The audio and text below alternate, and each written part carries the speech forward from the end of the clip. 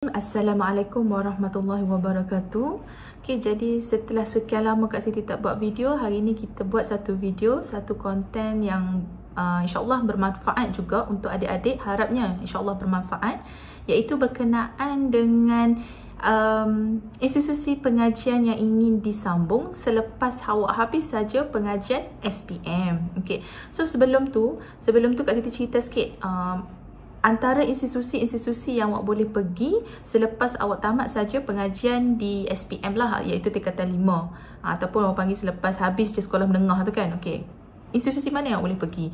So sebenarnya selepas SPM ada banyak institusi yang kita boleh pilih, dan antaranya lah yang Kak Siti bagi tahu adalah Matrik, Asasi, Diploma, STPM, STAM dan juga IPJM, serta adalah kalau yang nak sambung kepada bidang medical adalah institusi-institusi lain lah, yang tu Kak Siti tak nak sentuh dengan lebih mendalam sebab Kak Siti mungkin kurang arif lah berkenaan dengan institusi pengajian lain.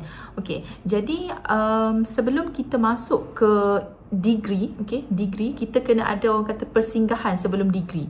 So sebelum persinggahan ni lah kita akan sama ada pelajar tu akan masuk asasi, matrik, STP, STAM dan juga diploma. Walau bagaimanapun sedikit berbezalah dengan IPGM, iaitu Institusi Perguruan Malaysia. Yang tu memang dia direct kepada degree teruslah. Okey, yang tu kita letak kat tepi. Okey, sekarang ni kita nak fokus kepada STPM sebab Kak Siti mungkin kurang arif untuk pengajian institusi yang lain. Walau bagaimanapun untuk institusi STPM yang ni memang Kak Siti sendiri pernah ada pengalaman dan pernah lalui dunia STPM. Okey, jadi ramai yang sebelum ni tanya Kak Siti, apa yang bestnya STPM? Apa kelebihan STPM? Okey, untuk adik-adik, sebenarnya setiap institusi tu ada kelebihan dia yang tersendiri. Sebab Kak Siti tak suka nak cakap okey institusi untuk STPM ni STPM the best, untuk diploma, asasi, matrik tu bukan benda yang best, bukan benda yang bagus. Tak. Sebab setiap institusi tu ada kelebihan dia tersendiri, dan apa yang penting untuk kita bila kita nak pilih institusi adalah kita lihat apa target kita, apa kita punya kemampuan kita, setakat mana kita punya kemampuan kita. Okey, jadi bila kita bercakap berkenaan dengan dunia STPM, macam yang kita tahu STPM buat masa sekarang dia terbahagi kepada 3 penggal. Okey, 3 semester lah, dia macam mengikut ke arah sistem universiti juga. Okey, dia setahun setengah tapi ada 3 penggal. Penggal pertama, penggal kedua dan penggal ketiga. Jadi setiap penggal itu belajar something yang jauh berbeza. Maksudnya kalaulah contoh awak belajar berkenaan topik ni di semester 1, awak tidak akan lagi belajar di semester 2 dan juga di semester 3. Kiranya kita macam belajar and then habis satu semester kita akan exam, tutup buku, and then kita akan belajar benda lain pula. Secara ringkasnya macam itulah STPM sekarang.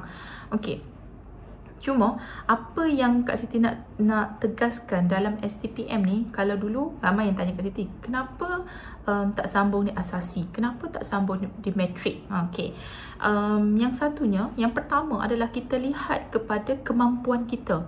Kita kena tahu dulu kemampuan kita setakat mana. Bukan Kak Siti nak kata STPM ni untuk pelajar yang low, tak. Okey, bukan. Tapi STPM ni kita untuk student yang rajin, yang ada dia punya matlamat dia tersendiri. Sebab kalau Kak Siti dulu, Kak Siti dah ada aim Kak Siti sendiri sebab Kak Siti nak sambung bidang pendidikan. Jadi bila kita ada target kita sendiri, kita dah tahu, oh aku sekarang ni nak ambil pendidikan.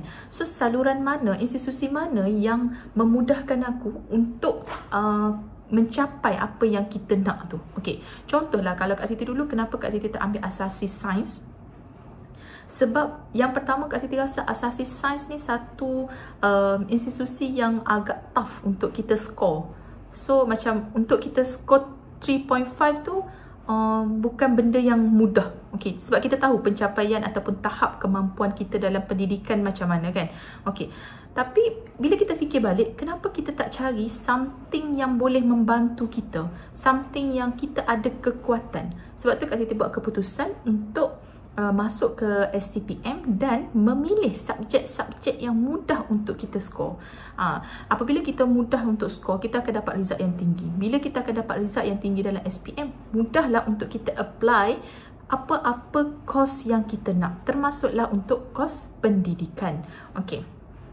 Tu yang pertama, awak kena tahu dulu apa kemampuan awak, setakat mana kemampuan awak. Yang kedua adalah minat awak, target awak. Kalau contohlah awak ni nak jadi doktor, tapi awak ambil STPM aliran sastra, benda tu tak sinonim. Orang kata kalau awak masuk ke aliran sastra ni, fokus awak adalah kepada bidang-bidang sains sosial lah. Contohnya ke arah sejarah, bahasa, pengajian, perniagaan, macam tu. So kena tahu fokus awak dulu, barulah awak dapat buat satu keputusan yang orang kata berkaitan dengan masa depan awak lah. Okay.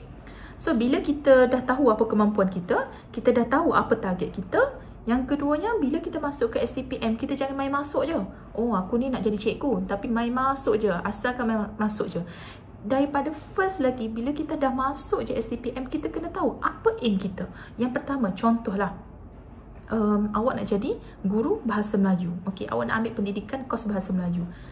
Make sure dalam subjek STP tu ada bahasa Melayu dan juga ada subjek-subjek yang diingini dalam pendidikan kos bahasa Melayu. Okey, contohlah kalau kita tengok di UPM. UPM untuk apply ataupun untuk permohonan masuk kepada kos pendidikan bahasa Melayu, yang pertama, yang wajib kita kena ada adalah bahasa Melayu itu sendiri masa STPM. Bahasa Melayu, sastera dan juga sejarah.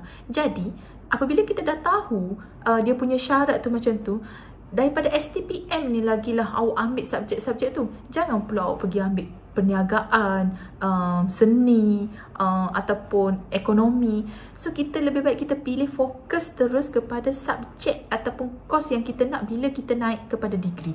Bukannya lepas STP tu bawa tengok, oh apa yang aku nak ni, oh rupanya aku ni tak layak untuk kos pendidikan bahasa Melayu, sebabnya aku tak ambil bahasa Melayu, yang aku ambil sejarah. So benda tu lah yang akan jadi complicated masa awak nak mohon UPU degree selepas STPM nanti.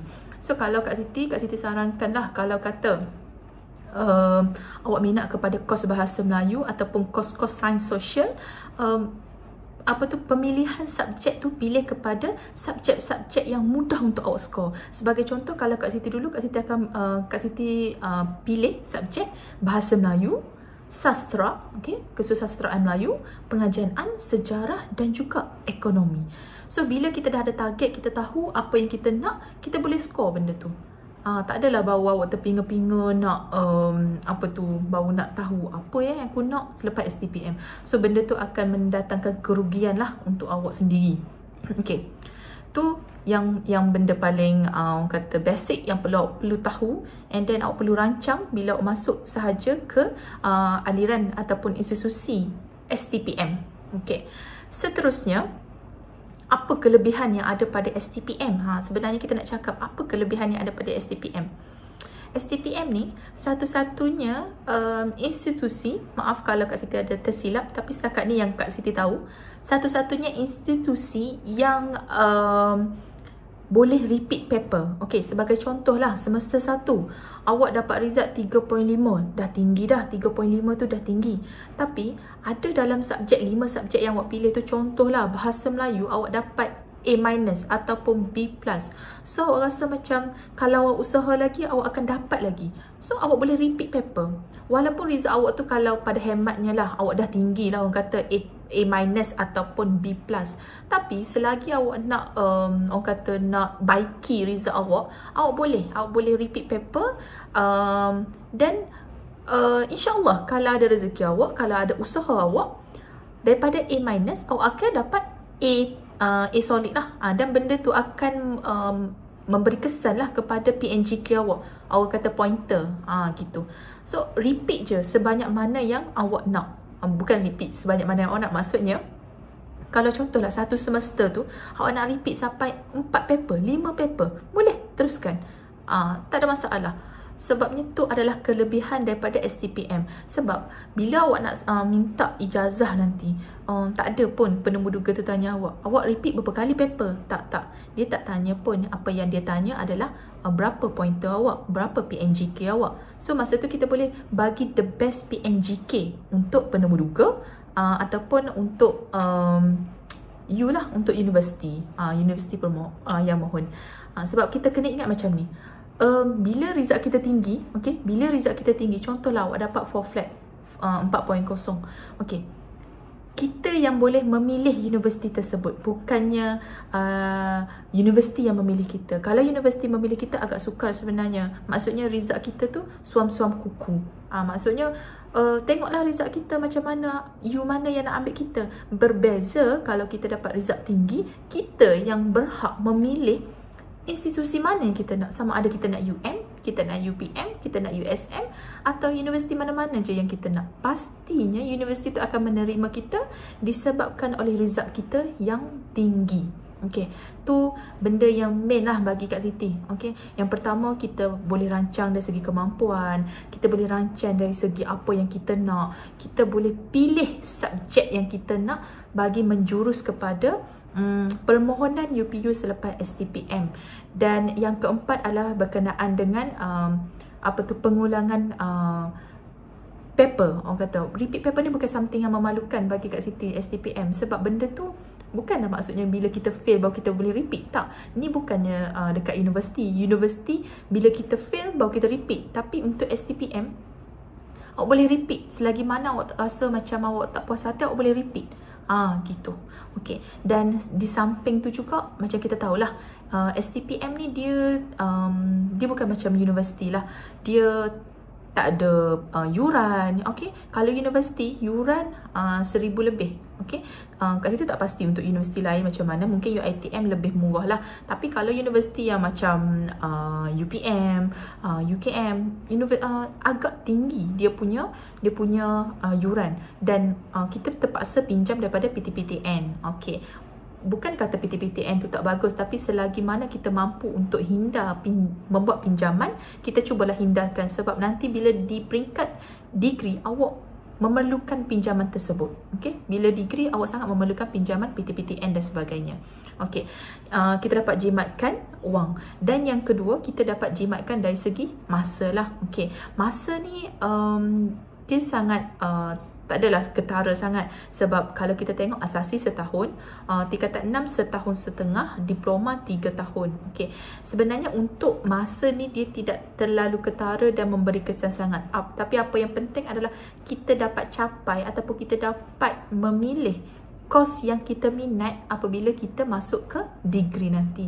So pada saranan Kak Siti, kalaulah siapa-siapa yang ada minat dalam bidang pendidikan, okey, ada minat dalam bidang pendidikan, awak bolehlah cuba masuk ataupun cuba mengenali terlebih dahulu dunia STPM. Sebab dunia STPM ni dia orang kata fun. Banyak benda yang kita boleh pelajari, banyak benda yang kita boleh terokai. Dan STPM ni kita dengar macam satu je yang Kak Siti selalu ingat. STPM ni dia tidak mencari seseorang yang terlalu bijak.